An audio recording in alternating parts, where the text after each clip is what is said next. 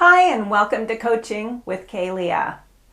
Today we're going to talk about getting back on the horse again and dating after you've come out of a toxic relationship or a relationship with a narcissist.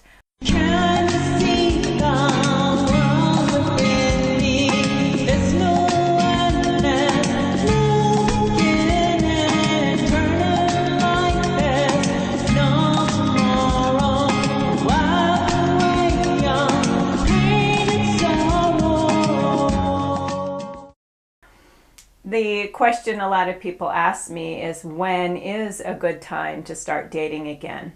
Well, first of all, let's look at how people usually feel coming out of relationships with narcissists or relationships that have been abusive.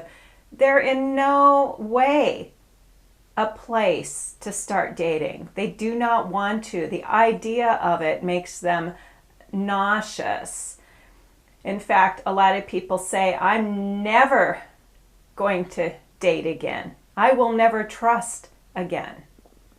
Well, that's pretty normal in my experience counseling and coaching people who are coming out of relationships with narcissists. It's pretty normal to feel that way in the beginning, but don't worry, that will change. That will change in time.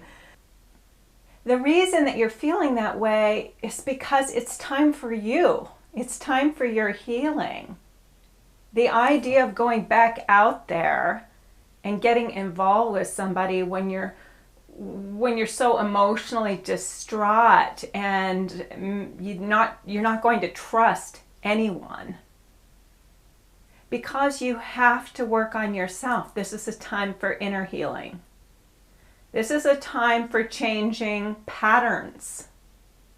This is a time for self-love. And this journey can take a while. It can take 1 to 2 years before you're actually ready to go back out there. So if you're having that feeling like, no way will I ever do this again, trust the process, and it's okay that you feel that way, and it's time to go within. It's time to do the inner work. The inner work can bring about some really amazing transformation in your life that will change the way that you live life. So there's actually a gift that can come from narcissistic abuse. I talk about that a lot. There's a gift. Right now, if you're just coming out of it, you may not even be watching this video, but if you're just coming out of it, you probably don't see too many gifts there. But as you go into your recovery process and you learn that it's really not about that person and what that person did to you, it's about what you can learn from that experience. It's about taking that experience and using it for your own benefit, for your own inner growth and transformation, so that you become a better version of yourself. When it comes to trust, you have to trust yourself once again. It's not about trusting somebody out there right away. It's about being able to trust yourself. A lot of people, when they get into these relationships that are unhealthy, they see the red flags. Something doesn't feel right. But they ignore the signs, they ignore the red flags, they don't trust themselves. And when you start getting involved with someone like a narcissist that does a lot of gaslighting and pathological lying and things like that, and you give them your power. You say, oh, I'm going to put my trust in you, but I'm not going to trust myself. And then your own self-trust erodes. And you've really put your trust in the wrong place. You always have to put your trust in yourself. If something doesn't feel right, you have to trust that. And this is what happens a lot, is that we give our trust, we give our power away. So we have to learn to take our power back in our recovery process and really start working on self-trust, self-love, changing those inner programs, changing those patterns that keep us going for the same type of men or women over and over again. and get ourselves to a place where we are really rocking it on the inside. We're really feeling good about ourselves. We're really feeling confident in ourselves. We're really loving ourselves and loving to be with ourselves. We've let go of desperation. We've let go of allowing loneliness to take us outside of ourselves and make us go out there just to fill a void or to fill an empty space. This is not the time to date. We don't want to go out there just to fill a void because it won't work. It won't be a lasting connection when you're out there just trying to fill a void. You have to work on filling that void from the inside. Really work on becoming whole in yourself so that you're not out there looking for your other half, somebody else out there to make you feel whole. You have to make you feel whole. And my channel is a lot about that. It's a lot about self-love and stepping into your authentic self and your wholeness. And not until you do this and change those patterns that keep you repeating being with people that are toxic, that are narcissistic, that are emotionally unavailable, until you can change those patterns, you're not going to have much luck in the dating world. When you have worked on your patterns, when you have worked on yourself, and you're starting to feel really good about yourself, you're starting to feel like, you know, I've got this. I have a pretty good life. I like my life. I like who I am. And it'd be really nice to have somebody to share it with. Now that's when you're ready. And so as you begin to step back out there, you do it from a place of wholeness, and you are looking for another whole, another person who is whole. And I am so excited about talking to you about this that I'm going to do a series on dating and attracting your best mate, because most people, I don't know anybody that I've worked with that isn't looking for a lifelong partner who hasn't been disappointed with who has shown up and what they have gone through. And so most people are interested in finding a life partner that I work with. So that means that most people who come to my channel are also going to be interested in the future as they are ready in finding a life partner, somebody that they can really enjoy being with, that they can feel safe with, that they can feel connected to, that they can feel that they can be themselves with, that they can have an open and honest relationship with. So let's face it, if you've been with a narcissist, it wasn't an honest relationship. It was based on narcissism. And there's oftentimes a narcissistic part of ourself that attracts us to that, which is wanting that eye candy, that person that shows really well on the outside, that has that false sense of confidence. We don't realize it's false at the time, but as we go in, we start to see it's a false sense of confidence. It looks good on the outside. They present well. And, that makes us feel like we've got what we're looking for. So sometimes you have to redefine yourself and also what you're really looking for. Please know that as you develop your own inner qualities more, as you really get that strong, healthy relationship with yourself, you're looking for somebody whose inner qualities outshine the outer qualities. It's not that you can't be attracted to someone. It's not that there isn't going to be that sense of physical attraction. Most people do want physical attraction, but we're kind of used to a certain type. And when you get used to a certain type, you're going to be attracted to the same person over and over again that's wearing a different suit. When you go back out after dating a narcissist or several narcissists, you're going to need to reconsider your type. And you're going to need to really hone in on the inner qualities versus the outer presentation. So you'll want to make a list of what inner qualities you're really looking for. Now, it's great to write down that you want somebody that takes good care of himself or herself, that's physically fit, that's positive-minded, and then we're going to get into the qualities of honesty, integrity, wholeness, maybe spiritual awareness, personal awareness, and willingness to reflect. One thing we don't have with narcissists is a willingness to reflect. And let me tell you what, you cannot have a healthy long-term relationship with someone who is not willing to reflect, to inner reflect, to look at what's going on inside. Because you're not going to meet the love of your life and then everything's going to magically just fall together. Relationships are work. They involve communication. They involve talking about difficult things.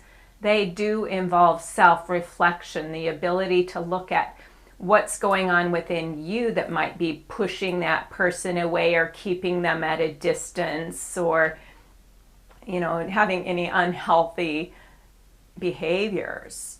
And so in order to have a healthy relationship, both people have to be willing to self-reflect. Now, women are more accustomed to self-reflecting than men. So it's a little harder if you're a woman looking for a man to find a man who is willing to self-reflect. But hey, we're in the new millennium, and a lot more men are waking up and going the next level and doing their work. So someone who has taken personal growth seminars, that have been involved in counseling, that have read books that are focused on personal or spiritual growth, inner transformation, workshops that are based on personal growth, inner transformation. You're looking for men who have done a certain amount of inner work, that are not afraid of that are not afraid of their emotions. Another thing I have to say is that anyone who is out of a long-term relationship is not ready for a new relationship. When you're just out of a long-term relationship, there is always time needed for self-reflection and healing. So if you are back on the dating scene and somebody's just right out of a long-term relationship, and we all know that narcissists just bounce from one to the next, and as soon as one relationship is ending, not even over, but ending, that dating profile is reactivated and they're back out on the market trying to fill that gap, fill that void, fill that empty space. So pay attention to that. Always ask the question, how long has it been since your last long-term relationship? That's a really important question.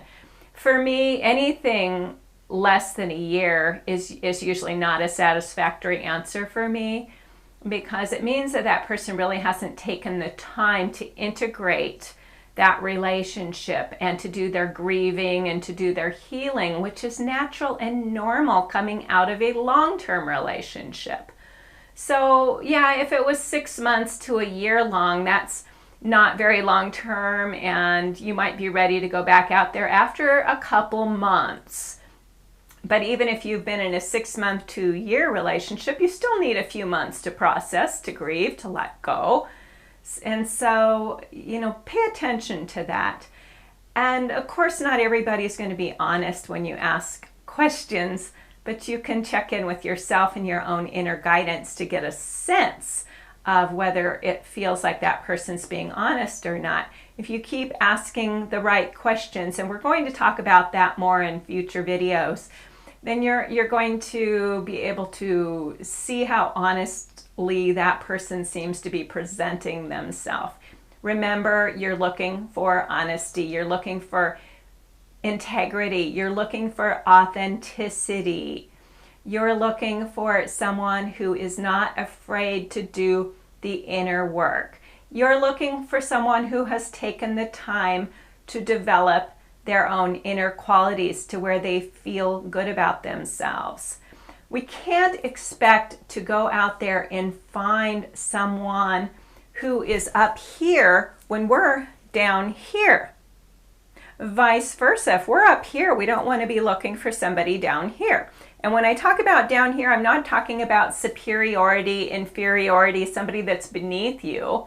I'm talking about the level of personal growth that you've had, the level of self-love that you've developed, the level of confidence, of true confidence, that true inner peace and confidence in who you are. And of course, we all might have some areas where we feel insecure, and that's pretty normal, but on the most part, you need to feel pretty darn good about yourself. And if you're not there, get a hold of me. Let's get you there. Let's get you to a place where you can feel really amazing about yourself. I'm going to talk more about that too, about ways that you can develop yourself on the inside and the outside to feel really amazing. And so if you're feeling like it might be time, or you're questioning whether it's time to get out there and start dating again, pay attention to these few things that I talked about today. Now, what I'm really excited about is I have decided to reactivate my own dating profile and get out there again. So I'm learning a lot, I'm researching a lot, I'm listening to dating coaches, I'm reading books so that I can learn myself how to navigate that world and maybe look for some things that I haven't figured out yet. And I found a really great book. I'm a baby boomer. I'm on the young age of the baby boomers that were born between, I don't know, I think it might be 48 and 64, 1964. And so this book is called Boomer's Guide to Online Dating, because in this day and age, online dating brings us oftentimes a greater list of prospects than if you're just out grocery shopping, or joining a class for women that's going to be predominantly women and partnered men, or it's like sometimes it's really hard just to go out there and organically run into people that are going to be a suitable match. So one thing this they call it Boomer's Guide, one thing this Boomer's Guide to Online Dating talks about is that online dating can actually present a lot more opportunity, prospects that are going to be a good match for you, because people do take the time to create profiles and talk about who they are, talk about what they're looking for. And so it can be actually a viable way to find a partner. It can also be a weeding out process, because there's so many people that join online dating sites, including an abundance of sociopaths, narcissists, con men and women. And so, yeah, it's just a macrocosm of the microcosm. It's the world out there. And we're very much in a virtual world now. So online dating does make sense, but you have to be smart about it. So I want to talk about how you can be smart about online dating, that you're not going to fall for anything that you can be really discerning, that you can really pay attention, and that you develop enough inner strength that if you meet somebody and you're seeing red flags and something isn't matching up, or you can see right away that somebody has lied on their profile about their age, they've presented a picture that's 10 years younger than they are, or they've fudged their age on a dating profile, it's okay for you to say thank you very much and get up and walk out. And this is something that the author of The Boomer's Guide talks about, is how many times he and other people just go out for coffee, and as soon as they start talking to that person, they thank them and leave because of misrepresentation. There's a lot of people out there that believe once they get you in that they can charm you, or their charisma might get working, and it will override your senses when it comes to how they presented themselves. And I've done that. I've met somebody that presented themselves as 10 years younger, which was 1 year older than me, and had a photo up that was 10 years old. And when I met him, my first thought was, wow, he looks a lot older than his photo. And I decided I wasn't going to be, shallow. I would give him a chance. And I did 3-4 dates with him. And then he came clean and said, I'm really not the age that I put on my profile. I'm 10 years older.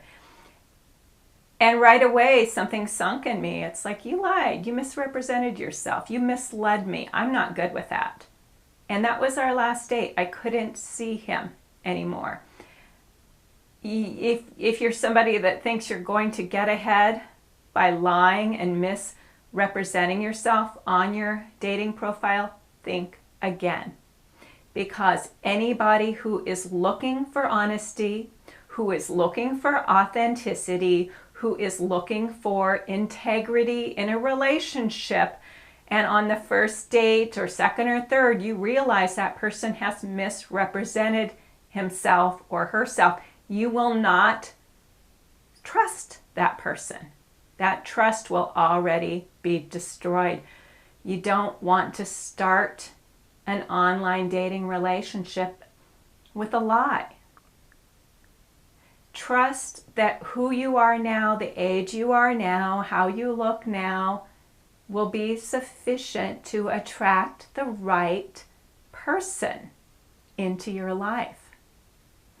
And one more thing I want to say to men, any men that are watching, women your own age should be considered.